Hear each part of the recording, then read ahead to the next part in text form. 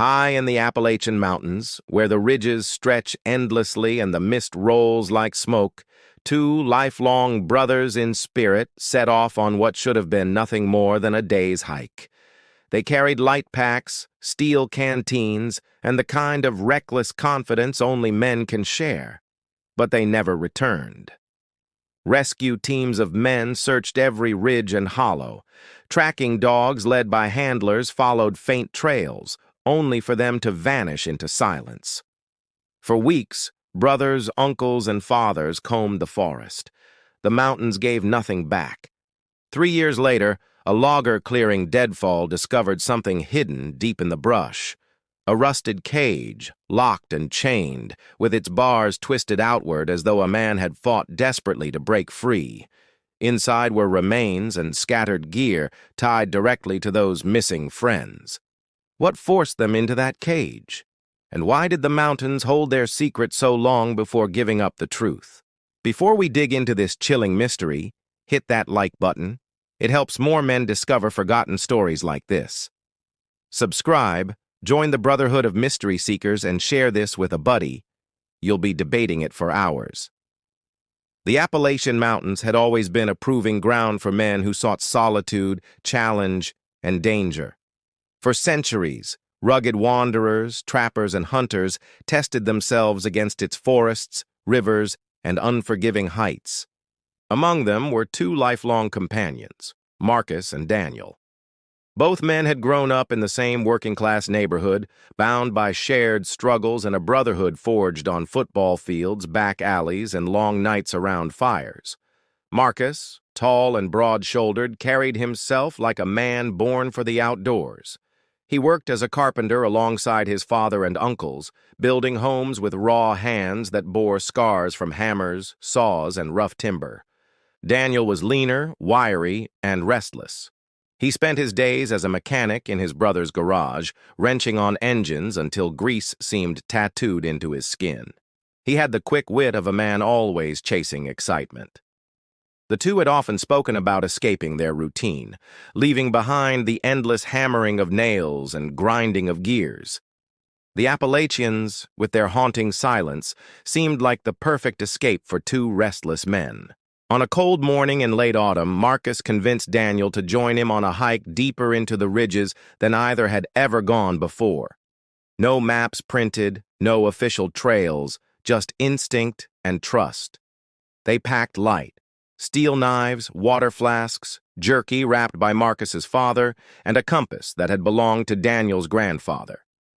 It was a man's kit. No luxury, no softness, only survival essentials. As they left town, their brothers and fathers joked about them returning with nothing but blisters and tall stories.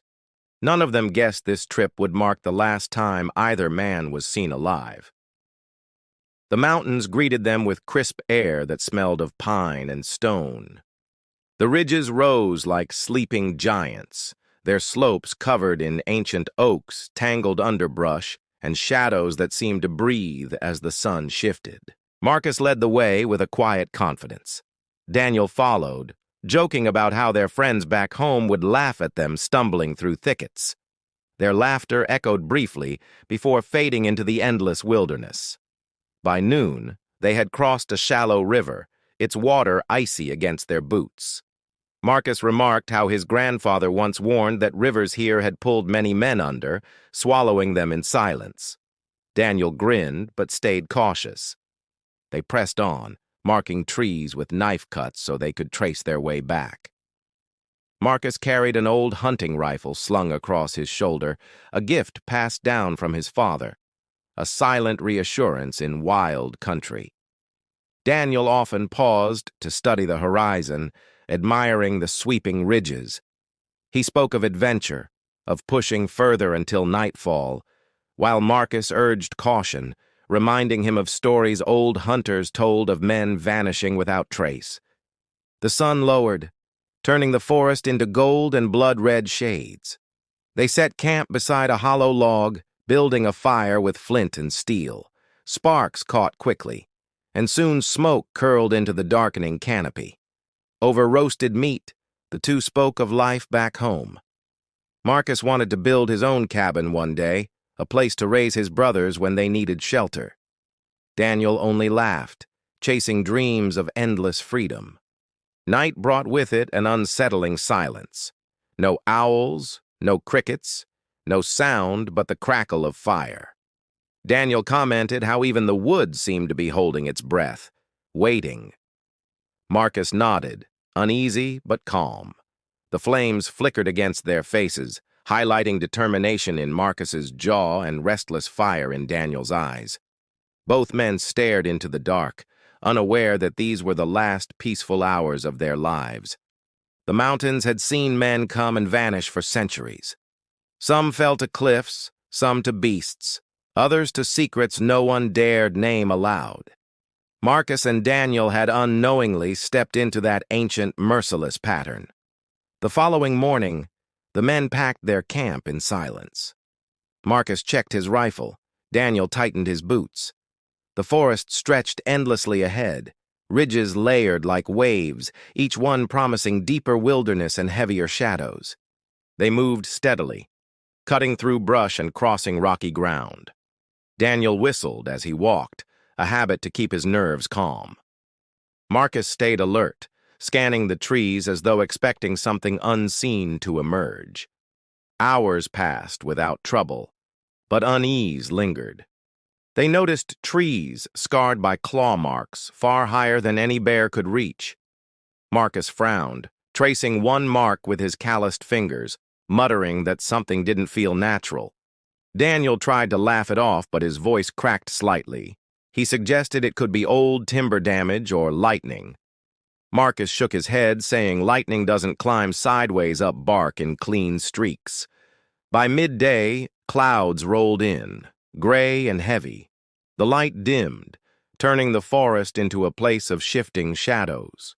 Daniel grew restless, saying they should push harder before weather trapped them deeper inside. Marcus agreed reluctantly, though his instincts told him to turn back. His father always taught him that mountains swallow men who ignore warnings. Still, loyalty kept him walking beside Daniel, deeper into uncharted land. That afternoon, a hunter from a nearby ridge spotted two men moving through the forest. He thought nothing of it, just hikers braving rough ground. Later, he swore they looked uneasy, glancing over shoulders constantly. By evening, fog crept low. Daniel's jokes had dried up, his energy shifting into sharp paranoia. Marcus reminded him they'd camp again soon. The compass needle wavered oddly, refusing to hold steady no matter the direction. They tried retracing steps, but landmarks vanished in the mist. Knife marks carved into bark were missing, as if the trees had healed themselves or been erased. Daniel cursed, demanding answers Marcus didn't have. Night fell faster than expected. They stumbled into a clearing, desperate for ground to camp on. Marcus set another fire, but the flames burned weakly, flickering as though fighting against an unseen current of wind. Somewhere in the distance, heavy footsteps echoed. Not deer, not bear. Marcus gripped his rifle tight. Daniel whispered about turning back at dawn. The sound grew louder, then faded, leaving both men sleepless until morning. The next day, the two were seen again, this time by a group of loggers cutting timber near the lower ridge. They waved, shouting, but Marcus and Daniel vanished between trees before anyone could reach them. That was the last confirmed sighting. The loggers assumed they were hunters avoiding strangers. Only later, when their absence became national news, did those men realize they'd witnessed the beginning of something far darker. Back in town, their brothers grew concerned after days passed with no return. Fathers and uncles gathered, debating whether the men had simply gotten lost. But when weeks stretched on, unease hardened into certain dread. Search teams of men swarmed the ridges, fathers with flashlights, brothers with hunting dogs, uncles carrying radios. They called Marcus and Daniel's names through endless trees, voices swallowed by wind. No response ever came back.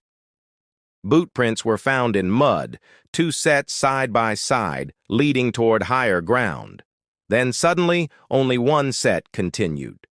Investigators couldn't explain why one man's tracks ended abruptly, mid-stride, without struggle or sign of fall. The woods closed in again, silent and indifferent. Marcus and Daniel had stepped into the unknown, leaving behind only scattered rumors and questions. Whatever waited in those ridges had swallowed them whole. Word of Marcus and Daniel's disappearance spread quickly through their town. Brothers, fathers, uncles, and old friends gathered in the firehouse, determined to bring them back. No one hesitated. Every man present swore to search. The sheriff, a seasoned man named Grant, coordinated the effort. He brought in deputies, hunters, and trackers who knew every ridge and hollow. Radios crackled, boots stomped, and determination filled the air like smoke. At dawn, dozens of men marched into the mountains. Some carried rifles, others axes. They followed trails with dogs, their deep barks echoing against rock walls, noses pressed to ground, sniffing for faint traces. On the second day, searchers found discarded jerky wrapping. Marcus's father identified it instantly. It had been cut and tied by his own hands. Relief surged, but it quickly soured when no men were nearby. Tracks led uphill but ended in stone. Experienced trackers, men who had hunted bear and elk for decades, scratched their heads. It was as if Marcus and Daniel had stepped off solid earth into thin air. Night searches began, lanterns swinging as men shouted into darkness. Some swore they heard faint responses, hoarse voices calling back. But when they ran toward the sound, nothing waited but trees swaying under moonlight. Grant ordered organized grids. Men tied rope lines to avoid circling back. They cut through brambles, waded rivers, climbed ridges, marking every rock and stump. The mountains seemed determined to confuse even the sharpest eyes. Rumors started among the men. One logger said he saw shadows moving against lantern light. Another hunter claimed he smelled smoke, though no campfire burned. The search was beginning to feel less like rescue, more like ritual. On the fifth day, one search group discovered a makeshift shelter of branches and leaves. Inside lay scraps of clothing that belonged to Daniel. Relief flickered, but the shelter looked abandoned for weeks, not days. Marcus's uncle examined the site carefully. He found boot impressions but noticed strange parallel marks beside them, almost like drag lines. Men muttered uneasily, unwilling to name what they thought had been pulled. Despite exhaustion, no one quit. Fathers missed work, brothers ignored obligations. For them, blood and brotherhood outweighed everything. They combed ridge after ridge, faces scratched by branches, lungs raw from shouting names into silence. By the second week, state rangers joined, hardened outdoorsmen with maps and dogs. Still, nothing beyond scraps. Not a body, not a weapon, not even gear. It was as though the earth had swallowed two men alive. Men began to whisper that the mountains themselves had chosen to keep Marcus and Daniel. An old trapper named Holt said, "These ridges take men. Always have. Always will. No one leaves without permission." Grant silenced superstitions, insisting logic would prevail, but even he carried unease. His grandfather once vanished hunting deer on these very slopes. No trace was ever found. History seemed to be repeating in chilling fashion. Weeks stretched into months. Marcus's father returned to the mountains daily, alone, carrying his son's rifle as if the weapon might lead him. Each time, he returned with nothing but heavier silence. Winter came, snow-blanketed trails, burying every clue. The official search ended, though brothers and uncles refused to stop. They built fires in the woods at night, hoping lost men might see light and return, but no man ever emerged. The search left behind broken boots, worn maps, and aching hearts. The ridges stood tall and cold, guardians of a secret no tracker or hunter could unlock. The disappearance of Marcus and Daniel had now shifted into legend, spoken in hushed voices among men who gathered at bars, garages, and logging camps. The mountains had claimed them, and no one knew how. Long after official searches ended, the story of Marcus and Daniel lingered. Men who lived near the ridges couldn't stop talking. Around fire pits, in logging camps, and old bar rooms, their tale grew darker. Hunters spoke of strange cries echoing through valleys, low, guttural sounds that didn't match wolf or bear. Fathers warned sons to avoid those slopes, muttering that the forest kept what it wanted. Old men remembered similar vanishings. A prospector in the 1920s, a trapper in the 1950s, a hiker in the 1970s, always male, always swallowed without trace. Each story ended with silence and unanswered questions. Uncles told younger men of abandoned mines hidden deep in the mountains. They whispered that lost souls wandered tunnels, calling out in voices meant to lure others inside. Few dared confirm, fewer returned to speak. Some claimed they saw lights drifting between trees, lantern-like orbs glowing without flame. A logger swore he followed one once, only to wake hours later miles away with no memory of how he moved.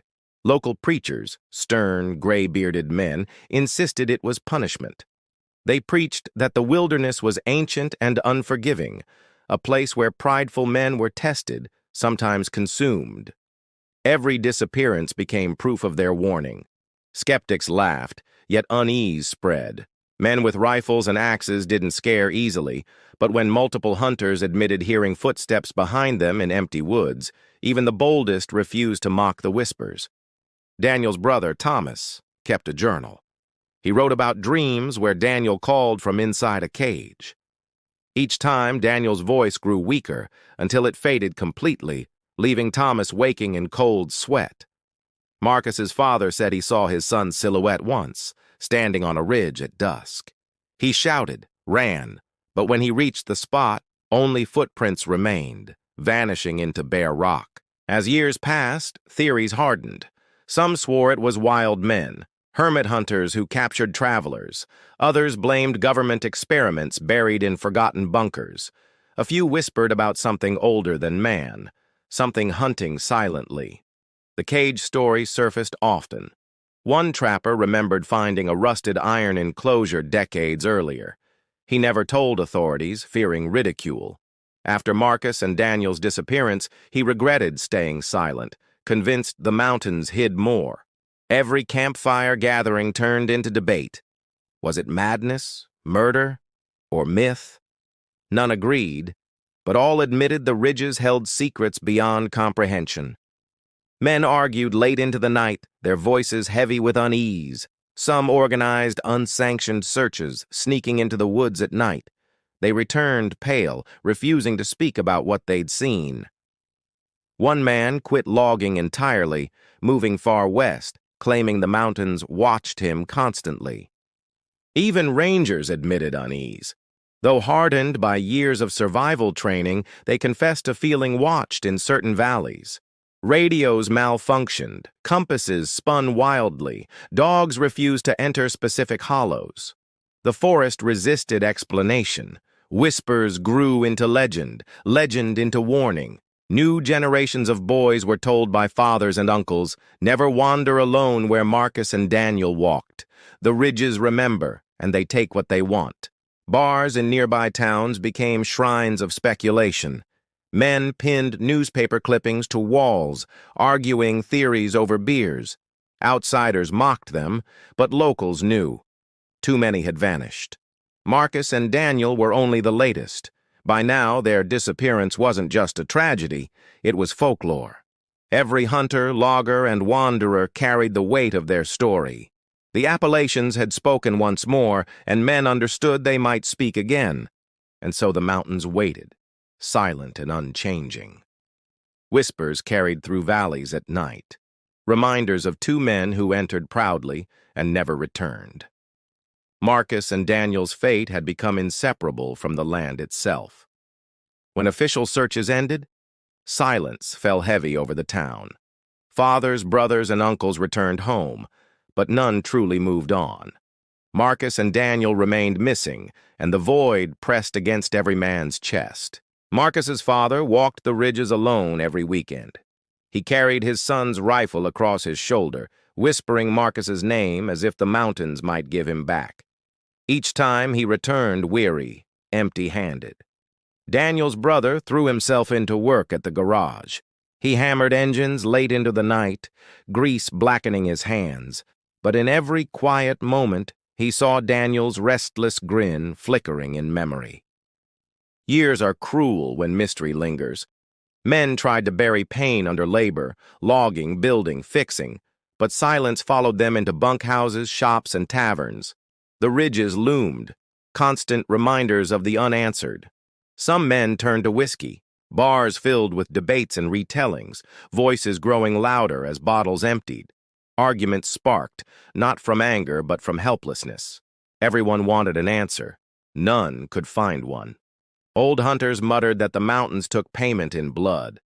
Younger men rolled eyes, but even they admitted something unnatural.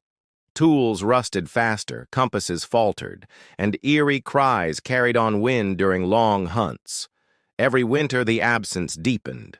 Brothers looked at empty chairs around fires. Fathers stared at untouched coats hanging on hooks. Uncles raised glasses to ghosts, their toasts swallowed by silence thicker than snow itself. Some rangers revisited the case unofficially.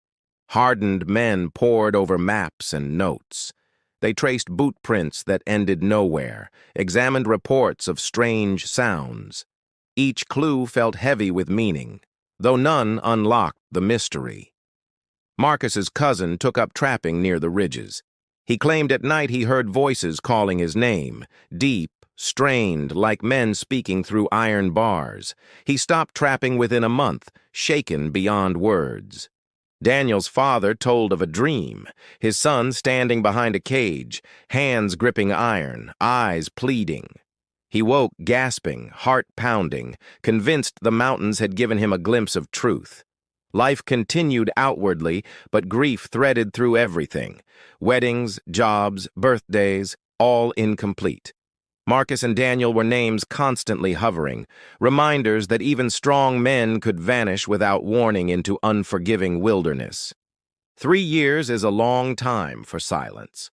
By the third autumn, some younger men barely remembered the details, but the older ones carried every step of the search like scars etched in memory. Each fall, Marcus's father returned to the ridges with a lantern. He lit it and left it burning on high ground. His hope, Marcus might see the glow and follow it home. Men at the sawmill sometimes argued whether to stop talking about it, but no one truly could. In every creak of timber, every echo of axe strikes, the story returned uninvited. Some newcomers asked about the missing men. Locals told them sharply as if rehearsed. 2 went in, none came back. Afterward, silence always followed, thick and unsettled, as though speaking their names stirred something alive. The cage rumors returned stronger. A miner insisted he once found iron bars half buried in dirt, twisted unnaturally outward. He never told officials. But in taverns, his story gained traction among men already uneasy. For 3 years, the mountains remained still yet restless. Marcus and Daniel's memory did not fade. It thickened, hardened, becoming legend. And legends in those ridges never die quietly. They wait, and they return. The stage was set. Silence was about to break, not with closure, but with discovery. When the cage finally appeared, every man who had carried this story knew the ridges had been waiting for that moment. It was a gray morning when a logger named Harris took his saw into the back ridges. He had worked timber all his life, strong and steady, a man unshaken by wilderness. Harris was clearing fallen trees when his chainsaw bit into something unexpected. Rust. Confused, he dropped to his knees and brushed away soil and leaves. What emerged made his heart pound harder than any bear encounter. Beneath years of growth stood a cage, thick iron bars welded crudely, covered in rust. Chains locked its door shut, though time had gnawed at the metal. It wasn't meant for animals. Harris stepped back, shaken. The cage was large enough to hold men, its bars bent outward, twisted violently, as if something inside had tried with desperate strength to break free. He called his crew. Men gathered, staring in silence, each recognizing the unnatural weight of what they saw. None spoke at first. The air itself seemed heavy, pressing against their throats. Finally, Harris's foreman muttered, "This ain't hunting gear." Another logger whispered, "Then who locked it?" No one answered. Their boots shifted nervously, grown men unsettled by the feeling that they were trespassing on dark ground. One younger logger pushed leaves aside and spotted scraps inside. Cloth, bones, rusted tin. Harris reached with gloved hands, pulling free a torn sleeve marked with Daniel's initials. The forest seemed to exhale at that moment. Word spread quickly. The sheriff arrived with deputies, rangers, and hunters. Men formed a circle around the cage, silent as investigators worked. The discovery hit like a hammer. Marcus and Daniel's fate was tied here. The bones told little. Some were broken, others gnawed. Investigators couldn't say whether animals disturbed them after death or if something worse had happened. Either way, the cage reeked of struggle, violence, and captivity. Marcus's brother clenched fists as he stared. Daniel's father turned away, jaw trembling. Strong men who had felled trees and gutted deer found themselves powerless before iron twisted like clay by some desperate force. Rangers searched surrounding ground. They found drag marks, old and faint, leading downhill. Whatever brought the cage here hadn't simply abandoned it.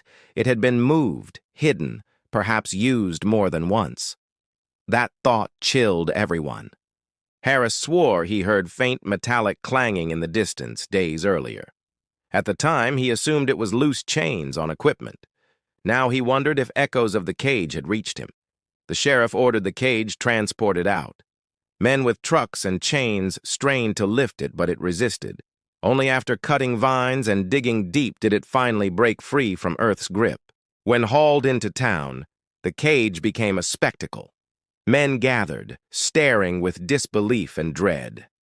Fathers shook heads. Brothers whispered theories. Uncles muttered about curses. Everyone knew this was no ordinary find. Newspapers printed stories. Headlines screamed about iron prison in wilderness. Officials gave calm statements, but locals knew better. This wasn't random metal. This was a grave, a trap, and a message no one understood. Some argued it was the work of hermits. Others claimed government testing. A few whispered that the mountains themselves forged such things to hold men captive. Theories spread, but no explanation satisfied. For Marcus and Daniel's kin, the discovery was both answer and torment.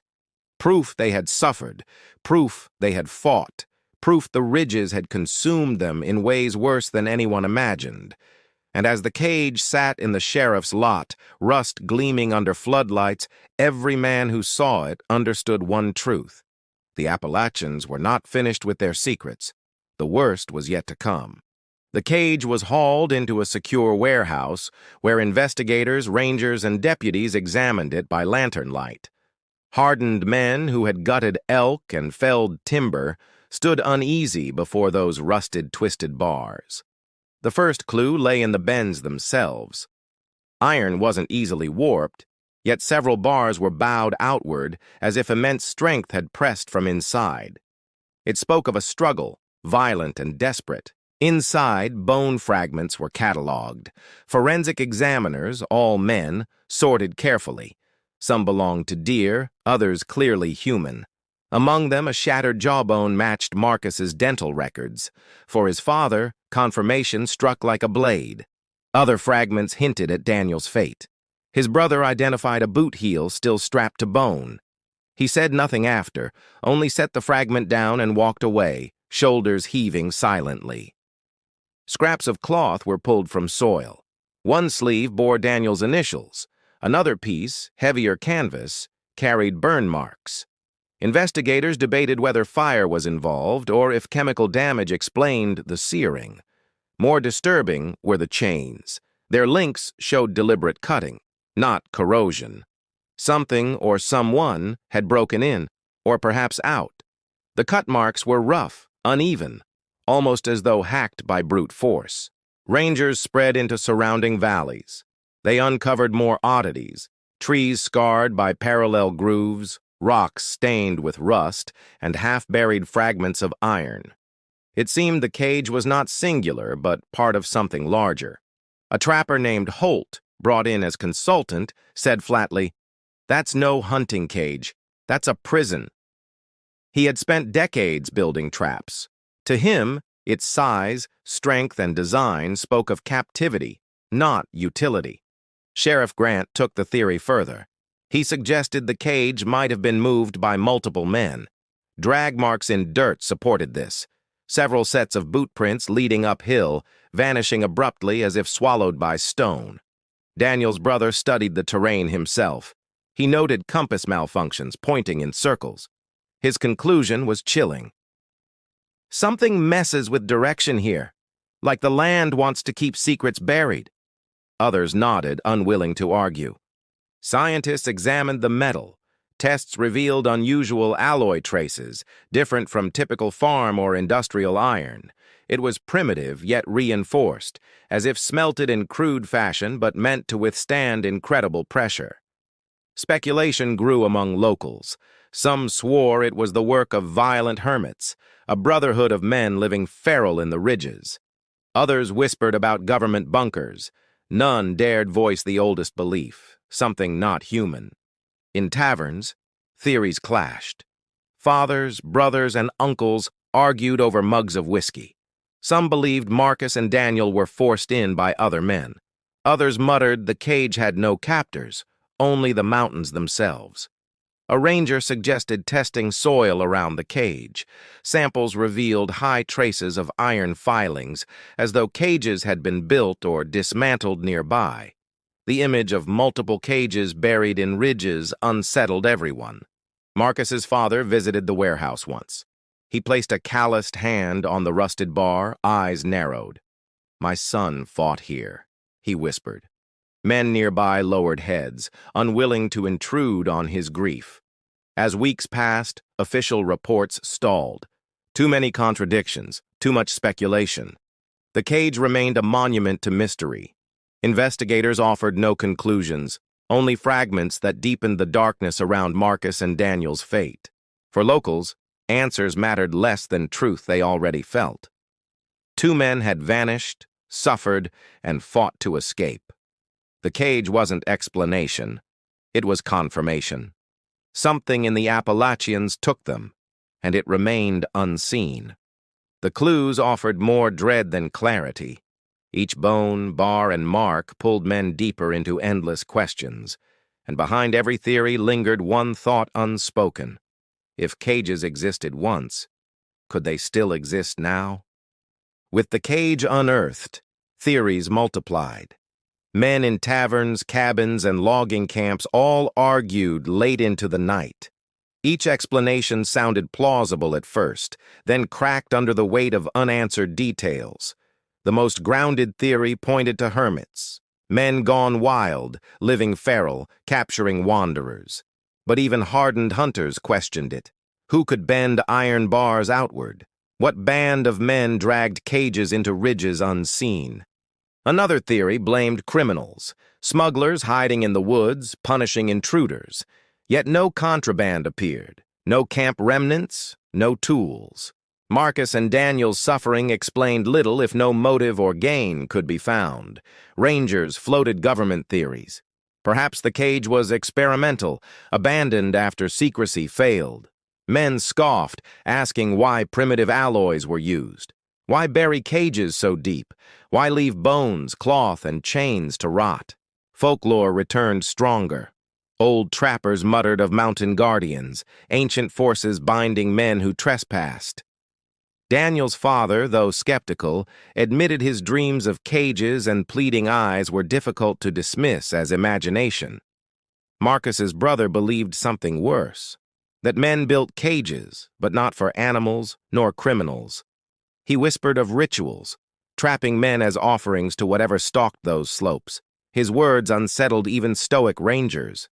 Historians weighed in quietly. They pointed to iron foundries scattered across Appalachia centuries ago. They claimed old miners sometimes built restraints for wild men rumored to roam.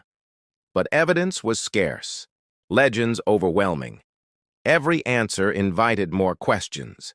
Why did tracks vanish mid-stride? Why did compasses fail? Why were bars twisted outward? Each man who studied the cage ended with frustration, muttering that nothing added cleanly. Some believed Marcus and Daniel tried escaping captors, tearing bars outward before succumbing. Others claimed one fought from outside, hacking chains. But without clear marks of tools or full remains, the story fractured endlessly. Marcus's father clung to one truth. His son fought to the end. Daniel's brother echoed the same. Both insisted no cage, no captor, no force could erase their men's spirit, even in death. The town absorbed their loss into identity. Bars, shops, garages, all hung clippings of the cage. Strangers asked, locals repeated, 2 men walked in, none walked out. Mystery became warning, warning became legend. Loggers now refused certain ridges. Hunters avoided valleys where dogs refused to enter. Even rangers adjusted maps, quietly discouraging travel.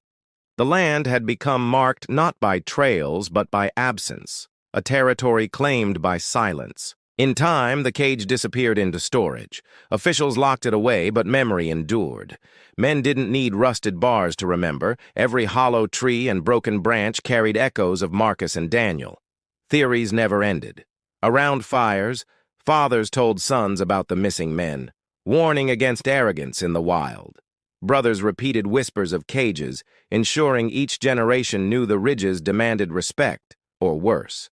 Some men left entirely, abandoning logging jobs, swearing the mountains watched. Others stayed, unwilling to surrender to fear, though each step into shadow carried weight heavier than timber. Courage felt different when legends walked beside you, and so the question remained, what really happened? Was it men, beasts, or something nameless? Each listener crafted his own answer, but the truth lay rusting in silence, hidden by ridges that never speak. Marcus and Daniel became more than men. They became symbols. Their bond, their fight, their vanishing, all folded into Appalachian legend. And every man who enters those woods still carries their story like a shadow. The ridges stand eternal, silent, and unbroken. Somewhere perhaps more cages wait beneath soil. Somewhere iron sleeps under moss.